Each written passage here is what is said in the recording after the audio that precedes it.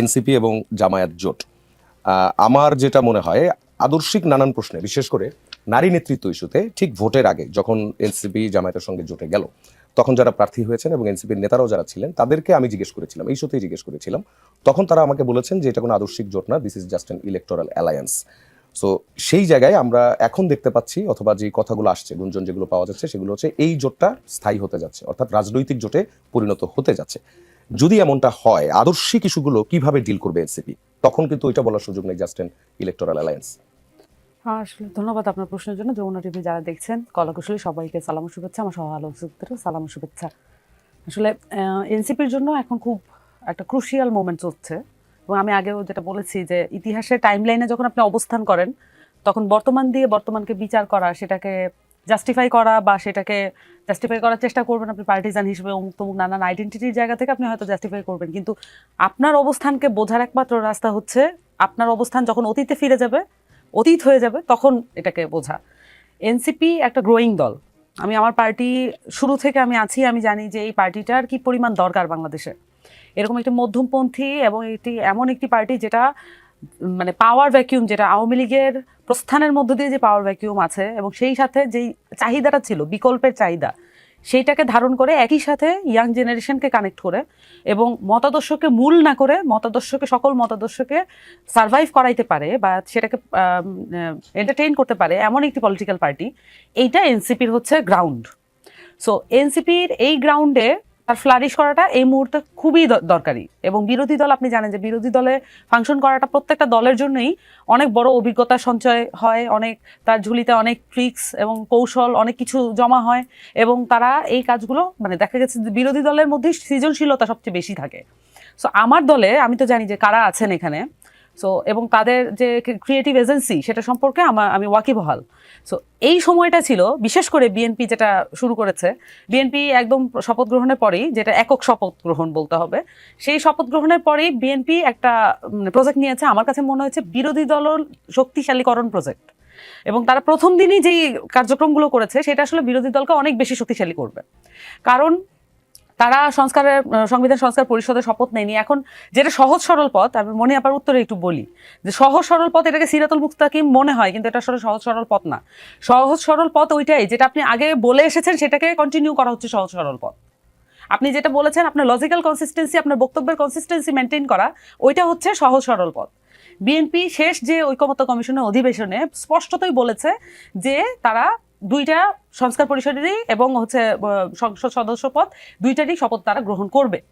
এবং এটা বলা ছিল যে এই পরিষদটা হতে যাচ্ছে এবং এই সংসদ পরিষদের নির্বাচন কিন্তু এই ত্রয়োদশ জাতীয় সংসদ নির্বাচন।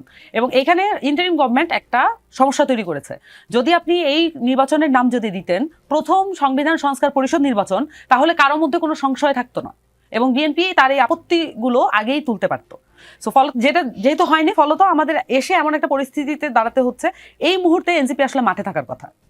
এবং আমার কাছে মনে হয় যে যেটা জোট কেন্দ্রিক জটিলতা, যেটা হচ্ছে সকলকে আসলে কনভিন্স করতে হয় জোটের মধ্যে থাকলে, এইটার কারণে এনসিপি এখন মাঠে নেই।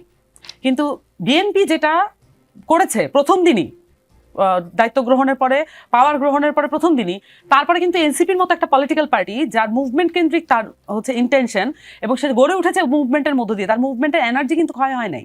তো তার থাকার কথা ছিল এখন মাঠে। এবং প্রত্যেকটা জেলা কমিটি এবং আমাদের ওয়ার্ড কমিটি কেন্দ্রিক এই সংস্কার পরিষদ নিয়ে কেন শপথ গ্রহণ করলো না সেটার প্রেশার দেওয়ার জন্য আমার মাঠে কাজ করার কথা। সো সেইটা কিন্তু হচ্ছে না, অ্যাবসেন্ট।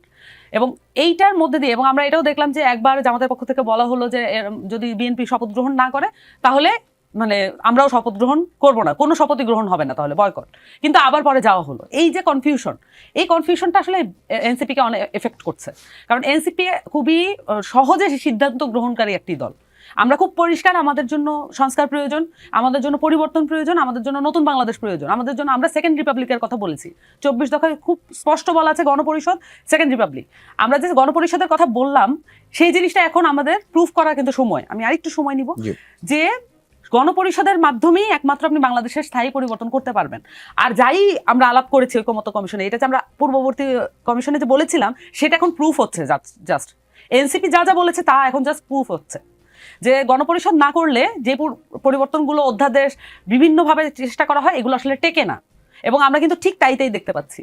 আমির খসরু মাহমুদ চৌধুরী থেকে শুরু করে সবাই কিন্তু বলছেন যে গণভোট বলে কিছু হয় নাই এবং এটা নালিফাইড হয়ে যাচ্ছে।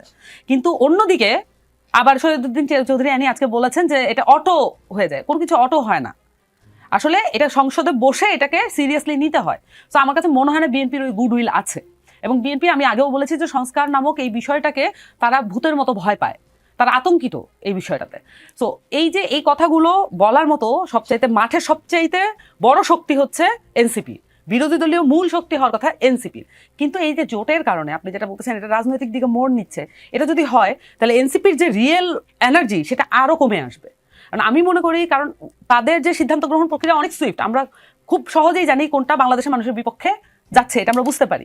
সো সেটার বিপক্ষে মাঠে নামার জন্য আমাদের খুব সহজেই আমাদের কমান্ড সিস্টেম অটো ওয়ার্ক করে। বাট এখন যেহেতু জোট কেন্দ্রিক জটিলতা, এনসিপি কিন্তু মাঠে নামতে পারছে না, কিন্তু হওয়ার কথা ছিল ডে ওয়ান থেকেই তারা মাঠে, এটা হওয়ার কথা ছিল। সো আমার কাছে মনে হয় যে ইন টোটাল যে আদর্শগত জায়গাগুলো সেগুলোকে যদি বাদও দেই, বিরোধী দলের জায়গা থেকেও এনসিপির সিঙ্গেল মুভ করা সবচেয়ে বেশি, মানে তার দলের ফ্লারিশমেন্টের জন্য, রাজনীতির ফ্লারিশমেন্টের জন্য অনেক বেশি। যে একটা বিষয়, এই যে জোটের ইস্যুটাকে কেন্দ্র করেই আপনাদের একটা বড় অংশ তারা পদত্যাগ করেছিলেন। এখন আমি যেমন আজ দেখছিলাম মনিরা শানবিন, তিনি বলেছেন পদত্যাগপত্র গ্রহণ করা হয়নি, তাদেরকে ফিরিয়ে আনার চেষ্টা করা হচ্ছে। এটা আরো আগেও বলা হয়েছে যে তাদেরকে ফিরিয়ে আনার চেষ্টা করা হচ্ছে। ঠিক যেই কারণে তারা পদত্যাগ করেছেন সেই কারণটা বলবৎ থাকার পরেও পদত্যাগীরা কেন ফিরবেন? কারণটা যদি বলবৎ থাকে তাহলে ফেরার কথা না। তবে দলের পক্ষ থেকে বারংবার যখন এই বক্তব্যটা আসছে তখন আমি এটাকে পজিটিভলি দেখতে চাইবো, আমি এটাকে একটা বেনিফিট অফ দ্য ডাউট দিতে চাইবো, এবং আমি বলবো যে যারা চলে গেছেন তাদের সাথে আমিও দীর্ঘদিন কাজ করেছি, কোনো সন্দেহের অবকাশ নেই তারা রিয়েলি এনসিপিকে ওন করেন, এবং নতুন বাংলাদেশের যে প্রমিস এবং আমাদের 24 দফা ইশতেহার অক্ষরে অক্ষরে পালন করেন এবং তারা মনে করেন, বিশ্বাস করেন, এবং তাদের কোনো ধরনের মানে ইন্টেনশন, নিয়তের কোনো ঘাটতি ছিল না। সো যেটা হয়েছে, দলের এনসিপি যেহেতু একদমই খুবই মাস পিপল পার্টি এবং তারা মানুষের সাথে খুবই কানেক্টেড, যদি মানুষের মধ্যে থেকে এই চাপ আসে তাহলে এই মানুষগুলো আবার ফিরতে বাধ্য।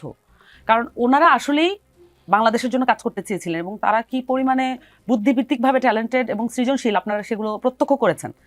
এবং বাংলাদেশে এই পরিমাণ এত ট্যালেন্টের সমারোহ একটা পার্টিতে এই প্রথম হয়েছে, এটা এত হেলায় হারানো কারোর জন্যই ভালো হবে না।